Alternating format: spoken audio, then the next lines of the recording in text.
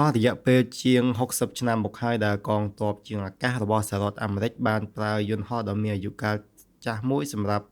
ហ្វឹកហាត់អាកាសយានិកនៅក្នុង Fly School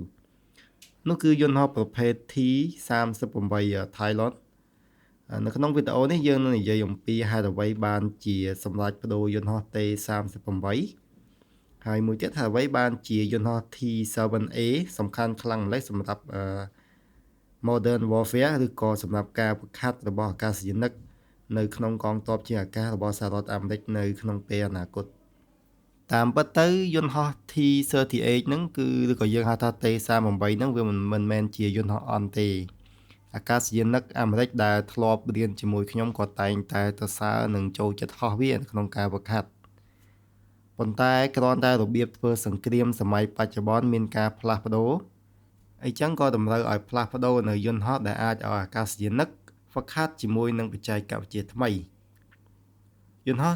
T-38 ហ្នឹងគេឌីហ្សាញវាមកសម្រាប់ឲ្យអាកាសយានិកហ្វឹកហាត់មុនពេលទៅបើកយន្តហោះ F4 និងយន្តហោះ F100 យន្តហោះ F4 និងយន្តហោះ F100 ហ្នឹងគឺជាយន្តហោះស៊េរីចាស់នៅសង្គ្រាមវៀតណាមនិងសង្គ្រាមត្រជាក់ F4 ត្រូវបានអាមេរិកដាក់ឲ្យចូលនិវត្តន៍តាំងពីឆ្នាំ1990ទសវត្សរ៍1990មកម្លេះ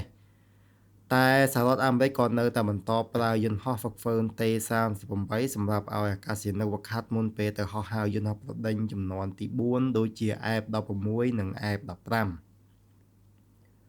តែឥឡូវនេះសហរដ្ឋអាមេរិកបានប្រើប្រាស់នៅយន្តហោះ F35 ដែលទំនើបហើយ T-38 គឺពុំបានបំពាក់នៅប្រព័ន្ធទាំងនោះដែលឲ្យអាកាសយានិករៀននៅពេលហោះហើរវានោះទេពោលគឺអាកាសយានិកបច្ចុប្បន្នត្រូវការរៀនច្រើនទៅលើប្រព័ន្ធប្រតិបត្តិការជាងអាកាសយានិកនៅសម័យសង្គ្រាមវៀតណាមនិងសង្គ្រាមត្រជាក់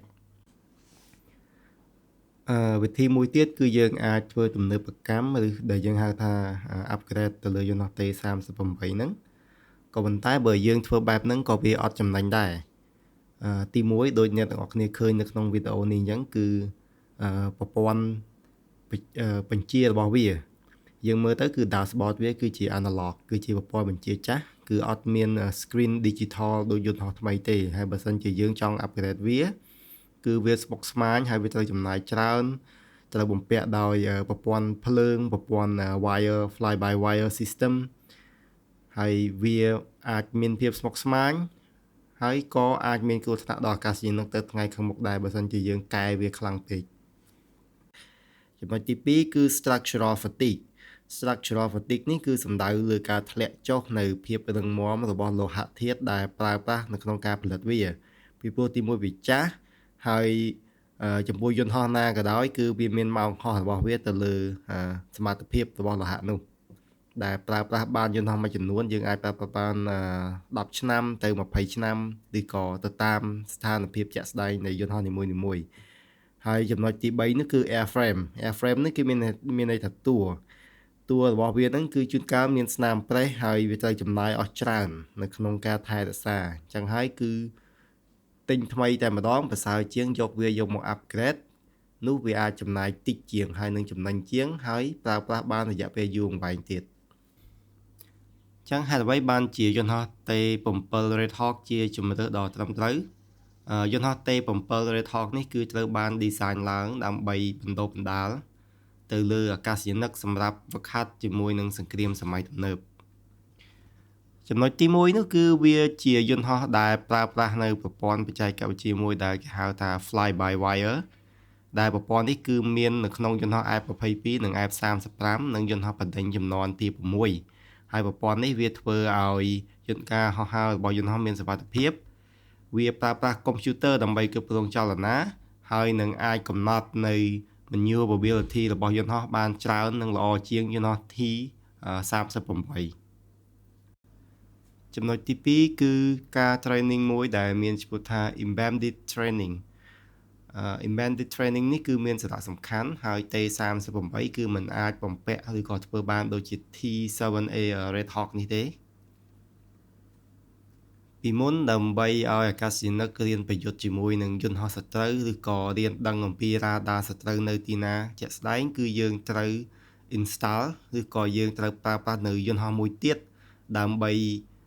simulate ជាយន្តហោះសត្រូវគឺជាយន្តហោះជាក់ស្ដែង2តែម្ដងប៉ុន្តែបច្ចុប្បន្ននេះដោយសារយន្តហោះ T7 ហ្នឹងគឺវាមានបច្ចេកវិទ្យាទំនើបអញ្ចឹងគឺវាប្រើប្រាស់ software ដើម្បី simulate នៅយន្តហោះសត្រូវនៅ radar ដែលអាចគំរាមកំហែងឬក៏ប្រព័ន្ធ missile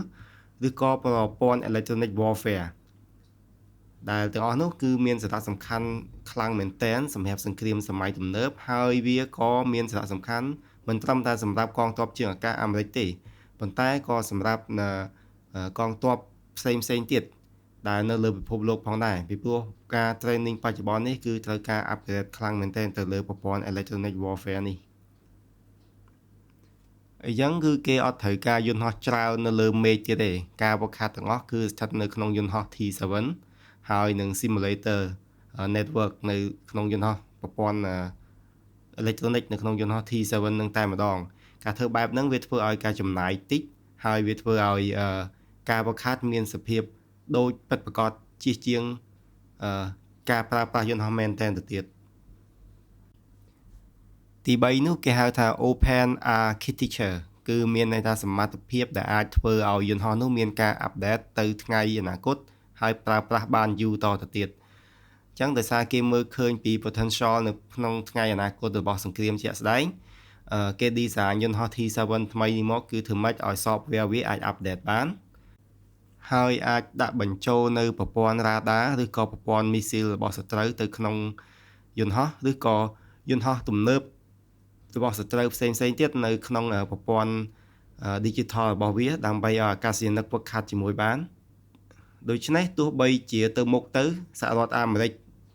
ឈប់ប្រើប្រាស់យន្តហោះ F22 ឬក៏ F35 ហើយដាក់យន្តហោះថ្មីក៏អ្នកpilot ហោះហើរ pilot ហ្វឹកហ្វឺនក៏គាត់មិនចាំបាច់ទៅដូរយន្តហោះ T7 ដែរព្រោះគឺគេគ្រាន់តែ upgrade នៅប្រព័ន្ធ software ដោយតែខ្ញុំបានរៀបចំខាងលើទៅលើយន្តហោះ T7 ទៅគឺវាអាចបន្តការហោះហើរឲ្យអាកាសយានិកកងទ័ពការហ្វឹកហ្វឺនរបស់អាកាសយានិកកងទ័ពជើងអាកាសតទៅមុខទៀតចំណុចទី4គឺ safety និង efficiency improvement ឬក៏ជាភាសាខ្មែរយើងហៅថាសុវត្ថិភាពរបស់យន្តហោះហើយនឹងភាព efficiency ភាពសន្សំសំចៃបើប្រៀបធៀបទៅលើយន្តហោះ T38 និង T7 គឺយើងឃើញថា T7 គឺមានលក្ខណៈប្រសើរជាងទី1គឺ ejection seat ឬក៏កៅអីដែលអាកាសយានិកចុចលោតចេញនៅពេលដែលយន្តហោះមានបញ្ហា T7 គឺមានកៅអីទំនើបជាងទី2គឺ better situational awareness ឬក៏សមត្ថភាពបញ្ជូនដំណឹងជុំវិញទៅឲ្យអាកាសយានិកពីព្រោះថា T7 គឺបំពាក់ដោយប្រព័ន្ធ radar ទំនើបអញ្ចឹងវាអាចឲ្យអាកាសយានិកដឹងច្រើននៅ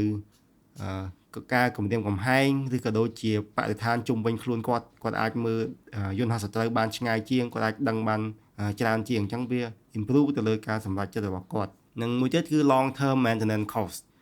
ឬក៏ការថែរក្សាយន្តហោះរយៈពេលវែងដោយសារយន្តហោះថ្មីអញ្ចឹងយើងមិនមានតម្រូវការខូចច្រើនទេអានឹងដូចជាយើងទិញឡានថ្មីនិងឡានចាស់អញ្ចឹងតែបើតែយើងទិញយន្តហោះថ្មីមកថ្លៃមែនប៉ុន្តែការ maintenance គឺមិនត្រូវការចាយលុយច្រើនឬក៏ចាយថវិកាច្រើនក្នុងការ maintenance វាទេជាចុងក្រោយនេះគឺយើងនឹងធ្វើការប្រៀបធៀបជាសង្ខេបរវាង T38 និង T7 Red Hawk T38 ហោះហើរដំបូងឆ្នាំ1959មានប្រព័ន្ធ cockpit ចាស់ហ្វឹកហាត់ដើម្បីឲ្យអាកាសយានិកប្រយុទ្ធជារបៀបសង្គ្រាមនៅក្នុងសង្គ្រាមត្រជាក់និងសង្គ្រាមវៀតណាមហើយមិនអាចឲ្យ upgrade ទំនើបជាងនឹងឬក៏ការធ្វើទំនើបកម្មឲ្យលើសពីនឹងទៀតបានទេហើយបើសិនជាយើងមកមើលនៅយន្តហោះ T7A Red Hawk វិញទី1វាប្រើ digital ចាប់ពីពេលដំបូងដែលវាផ្ដល់ឲ្យកងទ័ពជាអាកាសតែម្ដងហើយវា design មកគឺ specifically គឺ design សម្រាប់យន្តហោះចំនួនទី5និងចំនួនទី6ឲ្យអាកាសយានិកហ្វឹកហាត់ដើម្បីត្រៀមខ្លួននៅក្នុងការហោះយន្តហោះចំនួនទំនើបនៅខាងមុខទៀត